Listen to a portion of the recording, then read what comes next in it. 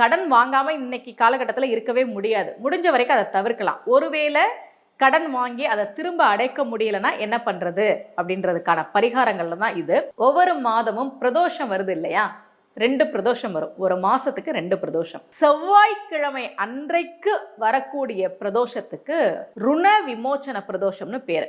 ருணம்னா கடன். கடன்ல இருந்து விமோச்சனம் தரக்கூடிய பிரதோஷம் தான் ருண விமோச்சன பிரதோஷம். ஏதாவது ஒரு பிரதோஷம் செவ்வாய்க்கிழமை அன்னைக்கு வருது அப்படின்னா அன்றைக்கு கோவிலுக்கு போய் சிவபெருமான் கிட்ட மனமுருகி பிரார்த்தனை செஞ்சுட்டு வாங்க. ஒரு பெரிய மாற்றத்தை நம்ம பார்க்க முடியும். ஜாதகத்துல கடனை குறிக்கிற இடம் 6வது இடம். யாராவது என்கிட்ட ஜாதகம் பார்க்க வந்தாங்கன்னா இப்போ அவங்களுக்கு நடக்கக்கூடிய தசை அந்த 6ஆம் அதிபதியினுடைய தசை அப்படின்னா அவங்க எதுவுமே சொல்ல வேணாம், கடன் பிரச்சனையில தான் வந்திருக்காங்க அப்படின்றது நமக்கு தெரிஞ்சிடும்.